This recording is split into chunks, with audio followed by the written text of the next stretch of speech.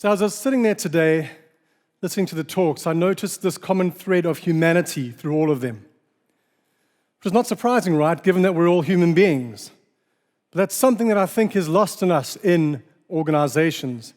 And I'd go as far as saying that many leaders today, there's something fundamentally wrong with how they are thinking about their organizations and the people in them. And it's all Frederick Winslow Taylor's fault.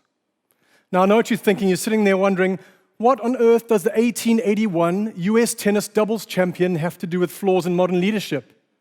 And you'd be right in asking, because it is indeed the same man. But the same year he won this tennis title, this future father of scientific management stepped onto a factory floor in Pennsylvania with a stopwatch in his hand and changed the world of work to this day. But more on that later. Did you know that if all of you in the audience today represented the global workforce, that 3 out of every 4 of you would believe that your leaders don't care about you?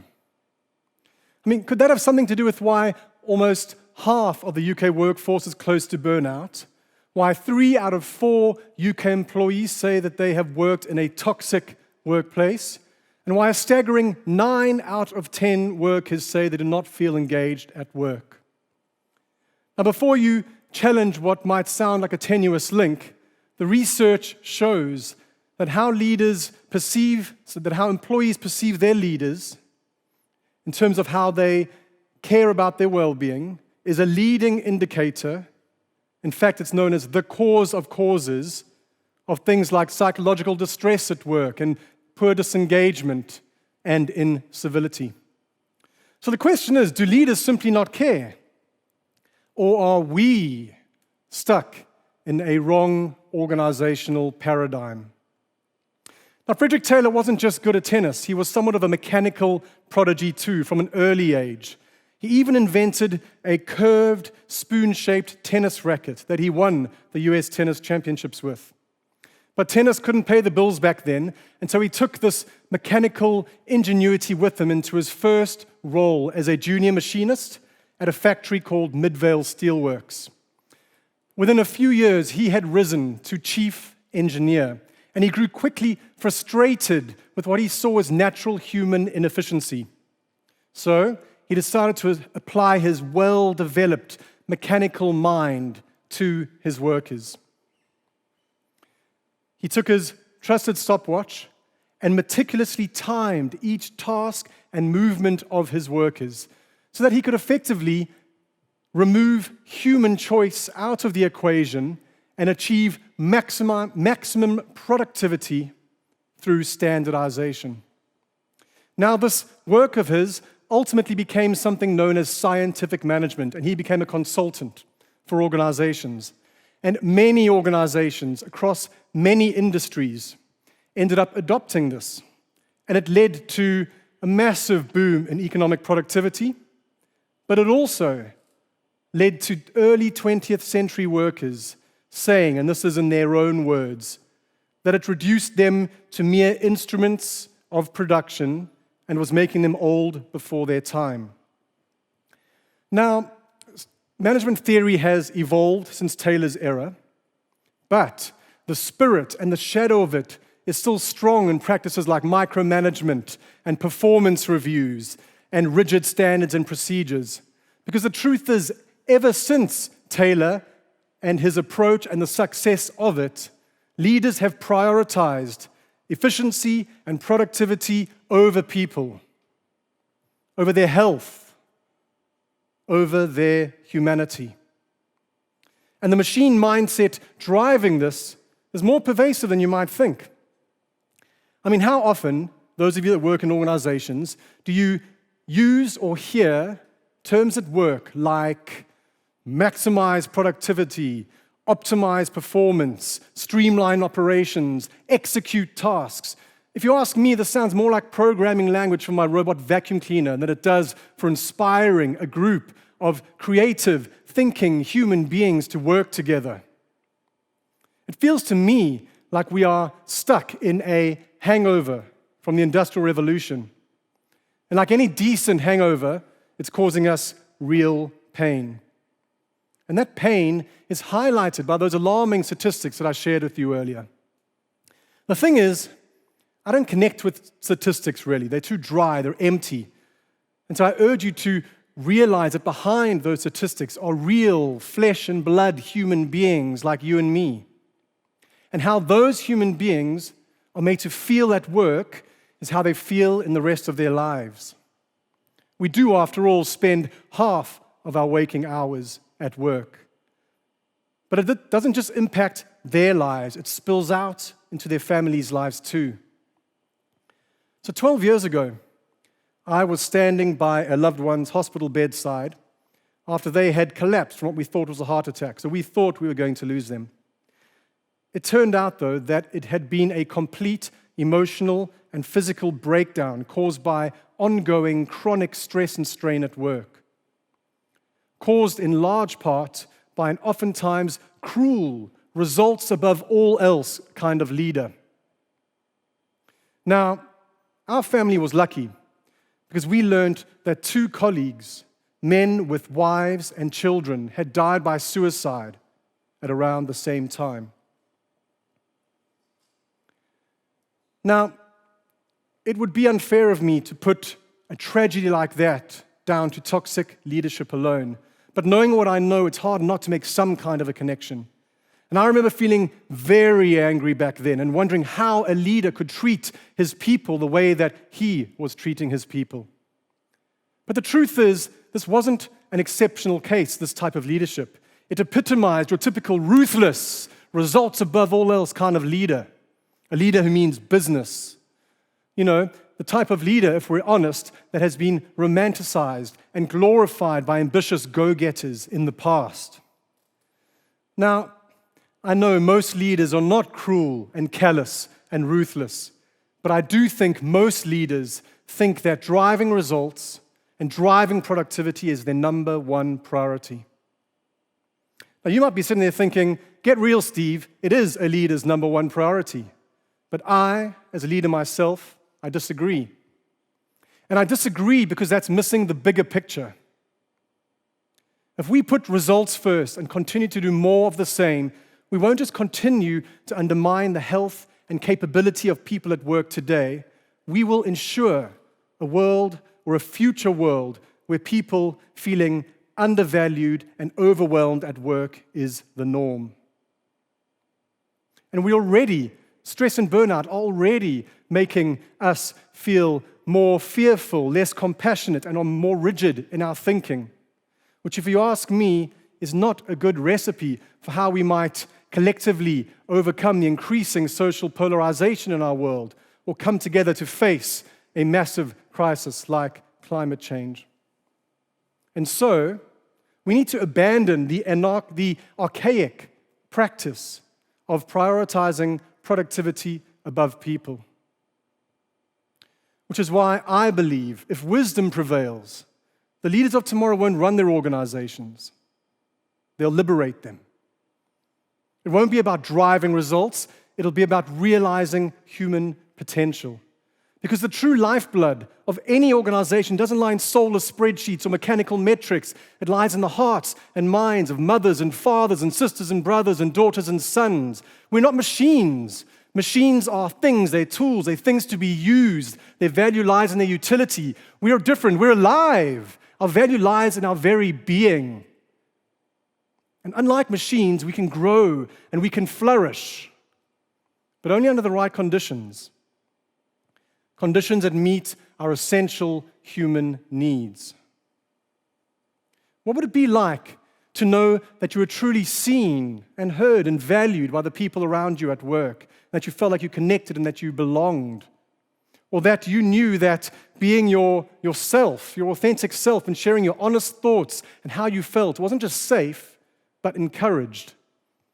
Or if you knew deep down that the work you were doing truly mattered and that you were appreciated for it.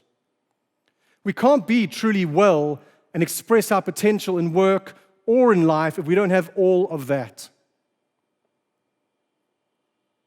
And when you truly get that, and I mean viscerally in your gut, you show up differently as a leader, as a manager, as a colleague.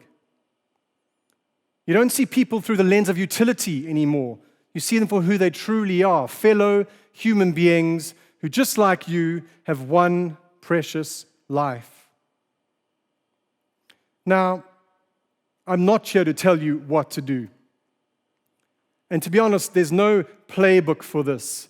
That would be falling into the same trap. This is something that emerges out of seeing the world and organizations and people through a different lens.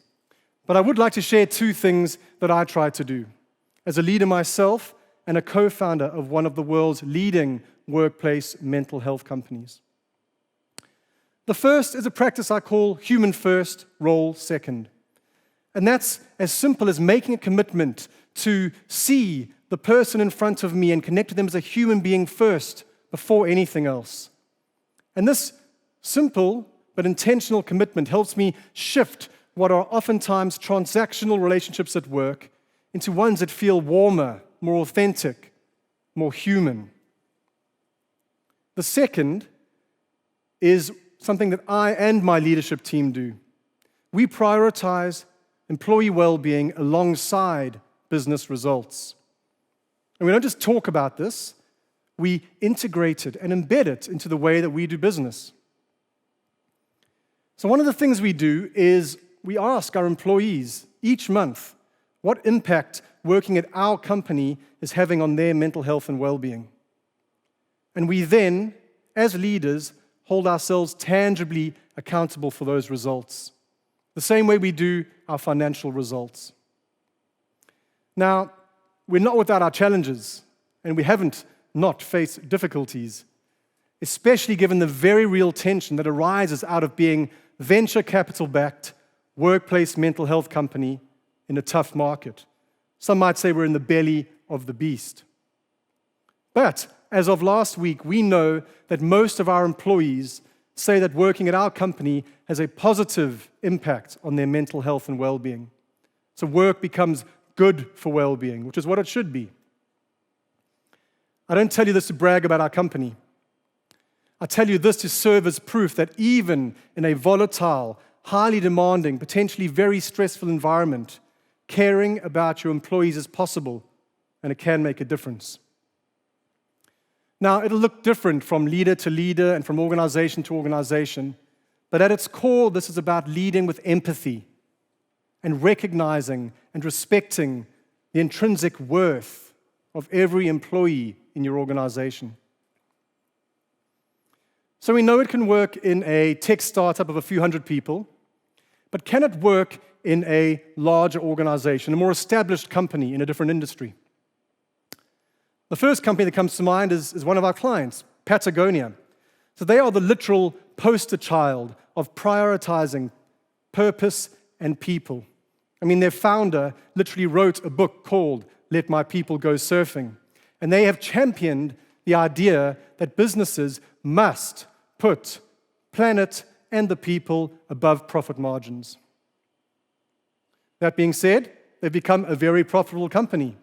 But in true Patagonia style, their founder, Yvon Chouinard, said about 1 or 2 years ago that all future profits from Patagonia will go towards regenerating and restoring our planet. So that's inspiring, right?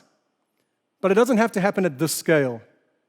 I believe any leader and any organization can make an impact just by recognizing and respecting the humanity in their organization. So one such example that comes to mind is a company called Timson, a multi-service retailer here in the UK. So I'd heard about their inspiring employee-centric culture. I'd heard that they hire ex-convicts to work at their company. In fact, 10% of their workforce are ex-convicts given a second chance at life. And I'd heard about their intriguing upside-down management model. And so I decided to take a drive down to my local Timson and just have a good old-fashioned chat with whoever I met there. And I met a young man called Nathan. And I asked him what working at Timson was like. And I wrote down his response, and we'll read it so that I do it justice. They give you the freedom to run the shop however you want. So any decision you make, they support it. Any sort of trouble you get into, they don't penalize you. They just help you learn from it. They don't see themselves as bosses, really. They see themselves more like colleagues, like a friend almost.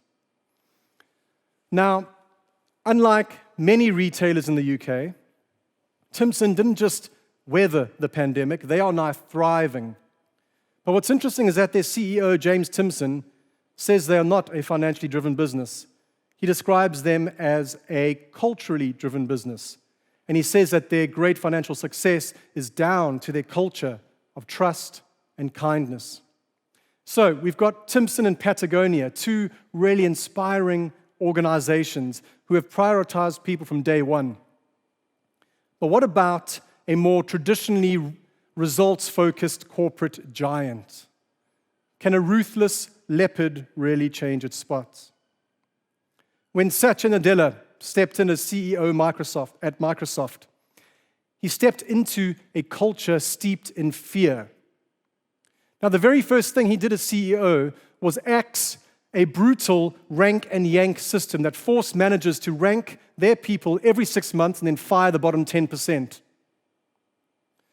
This wasn't just about getting rid of, let's face it, a ridiculous policy. It was about injecting more humanity into the workplace. And from day one, Satya Nadella spoke about the need to change the culture at Microsoft. He rejected a results above all else mindset, and he publicly embraced and welcomed empathy, inclusivity, and collaboration instead.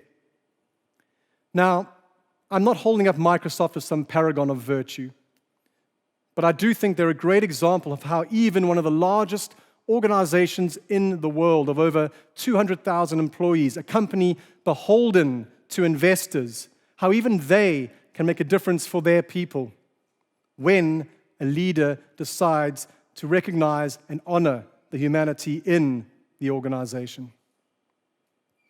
Microsoft's share price skyrocketed after Nadella joined, and they're now the most valuable company in the world. So an interesting question is, could caring for your people be the ultimate profit strategy? Now, the answer might be yes, and there is some compelling research to back that up, but that's not what this is about. And I'd be lying to you if I told you that dehumanizing your employees and treating them like cogs in a machine could not lead to business success, because we know it can. But that's not the kind of success we should be aspiring to anymore. And to be honest, the younger generation won't stand for it anyway. What we need instead is the type of leadership that sends positive ripples not just through organizations, but through families and communities and society at large. The kind of leadership that signals a shift towards a more compassionate way of doing business and living our lives. Now, we face some knotty, complex, interconnected, entangled problems that are way too big for any of us to solve. Still, each and every one of us can choose to be more kind and to show up with more courage. Courage to be more vulnerable and human at work. Courage to challenge damaging norms. Courage to redefine what success means to us. So I've spoken about two worlds of work today. One is a world of work driven by efficiency and productivity at the expense of people. A world of work where human emotion is seen as a hindrance to progress, symbolized by Taylor's stopwatch. The other is a world of work that is deeply committed to human flourishing, where human emotion and the human spirit are honored and embraced, symbolized by this, our hearts. So if you were designing your child's future, which world would you choose? Thank you.